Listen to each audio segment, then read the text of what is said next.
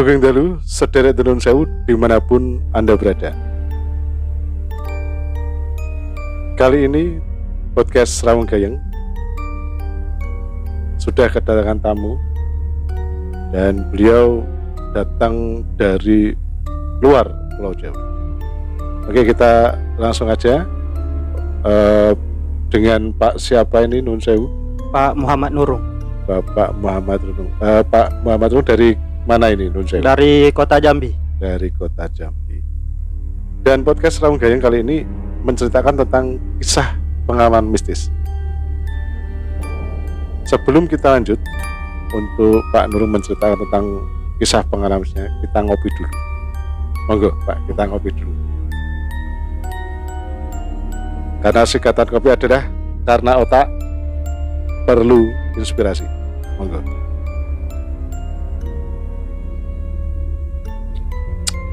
Mantap.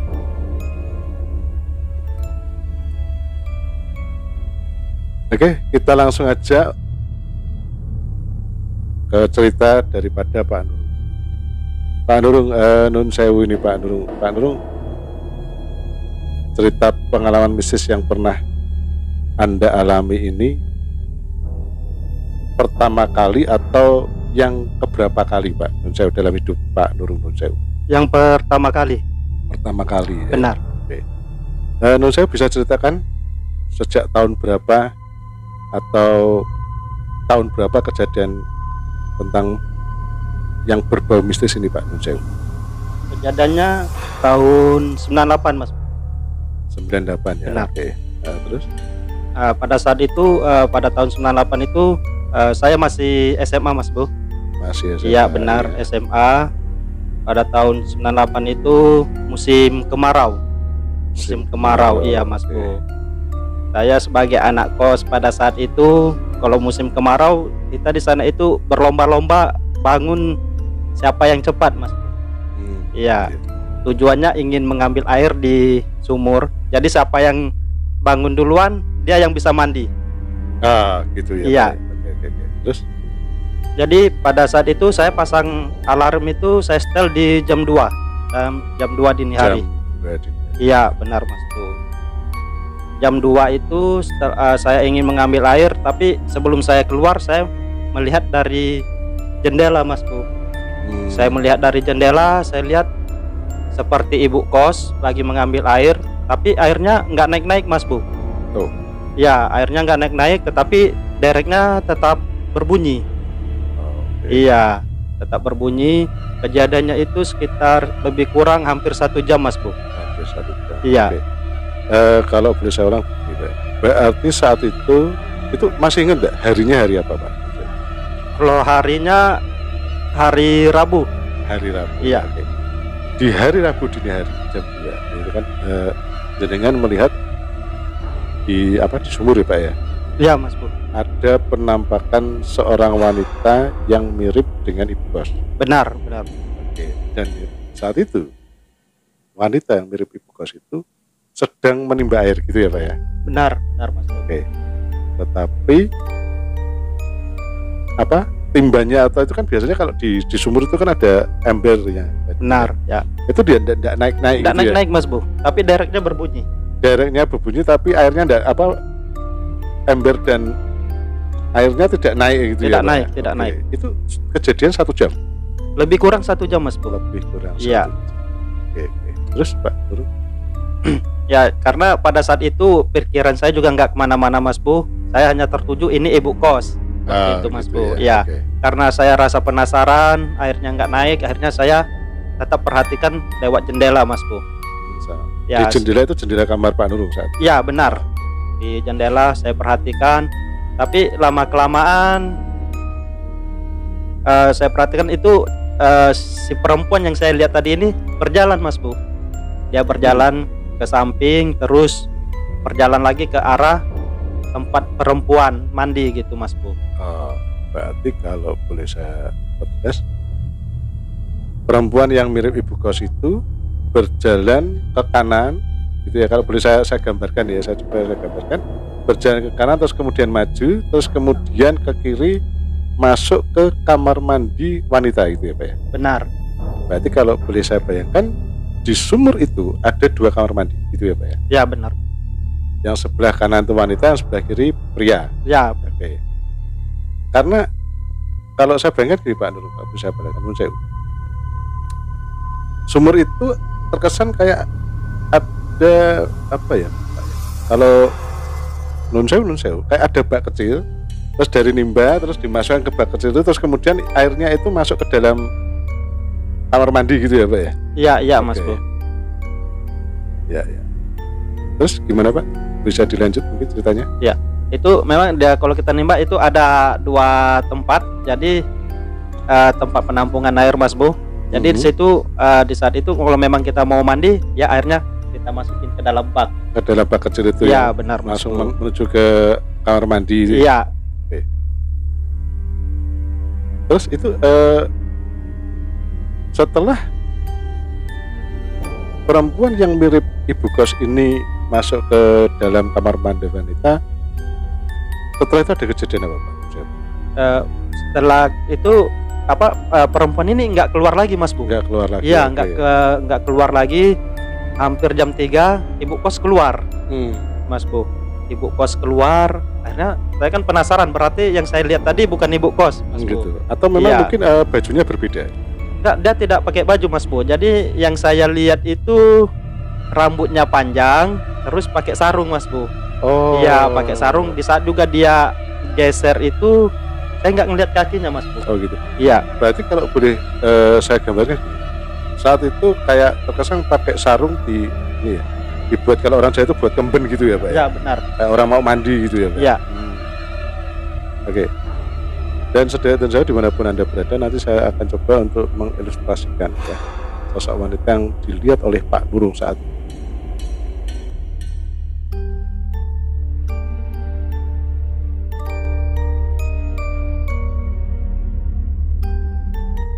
Saudara Tenun Sewu dimanapun Anda berada, itu tadi ilustrasi ya, dari apa yang pernah dilihat oleh Pak Nurung. Dan Nun Sewu Pak Nurung, ini saya mau bertanya pada Pak Jenderal, apakah ada orang selain Pak Nurung yang pernah melihat penampakan seorang wanita itu Pak Nun Sewu? Ada Mas Bu, ada. Jadi setelah kejadian itu besoknya saya menceritakan ke teman-teman saya Mas Bu. Tapi teman-teman saya itu rata-rata sudah melihat semua Mas Bu, terutama yang laki-laki. Yang diperlihatkan cuma laki-laki Mas Bu, tapi kalau yang perempuan mereka tidak pernah melihat Mas Bu. Oh iya. Berarti kalau boleh saya bayangkan, tempat kos itu dibagi menjadi 2 gitu ya, cowok dan cewek gitu ya Pak ya? Jadi pada saat itu kalau kos di situ Mas Bu bisa campur, dalam arti kata kalau masih keluarga bisa campur laki-laki dan perempuan. Iya. Gitu, ya. Berarti yang pernah dilihatin oleh Nun Sewu, sosok wanita ini cuma yang laki-laki gitu ya Pak ya? Benar. Dan semuanya, hampir semuanya pernah dilihati oleh sosok ini gitu ya Pak? Benar Mas Bu. Terus tadi selain Pak Nurung ada teman, mungkin ada cerita dari teman yang pernah melihat itu gimana? Sama dengan di sumur itu atau bagaimana Pak? Berbeda-beda Mas Bu. Ada yang melihat di atas pohon Mas Bu. Kebetulan di situ ada satu pohon, pohonnya besar, pohon kapas Mas Bu. Ya, kalau di Jambi itu dibilang pohon kapas. Kalau di Jawa itu orang biasa menyebut dengan pohon randu gitu ya Pak ya. Gitu. Oke. Pak Nurung, Nun Sewu, sebelum nanti diteruskan ini, kok di bayangan saya ada satu apa ya Pak ya? Kayak legoan yang berisi air, itu apa Pak? Misalnya kolam atau untuk air pembuangan atau bagaimana Pak? Itu air pembuangan Mas Bu. Air pembuangan dari menampung itu ya? Iya benar. Okay. Kalau boleh saya bayangkan, kubangan atau tempat penampungan air dari hasil buangan dari kamar mandi, tidak jauh dari situ baru pohon apa itu Pak? Pohon randu itu gitu ya Pak? Ya, pohon kapas Mas Bu. Oke, pohon kapas. Oke. Terus kemudian Nun Sewu Pak, tidak jauh dari pohon kapas itu kayak ada satu kotak atau bilik gitu, itu apa? Kandang atau kamar atau gudang atau apa itu Pak? Itu antara rumah ibu kos sama kosan saya itu Mas Bu, memang ada ruangan kosong tapi dijadiin gudang itu Mas Bu. Iya, dulunya itu kosong tapi dijadiin gudang. Iya. Dan saya kalau boleh saya bayangkan itu belum halus ya, masih kelihatan batanya gitu ya Pak ya? Ya benar Mas. Tadi untuk teman Pak Nurung yang melihat sosok penampakan wanita ini gimana Pak? Ya itu ceritanya sekitar jam 1 malam Mas Bu. Iya, teman saya main gitar tapi sendiri Mas Bu. Sendiri, lagi asik-asiknya main gitar. Dia melihat ada sosok perempuan juga lagi duduk-duduk di atas pohon kapas tersebut Mas Bu. Oh,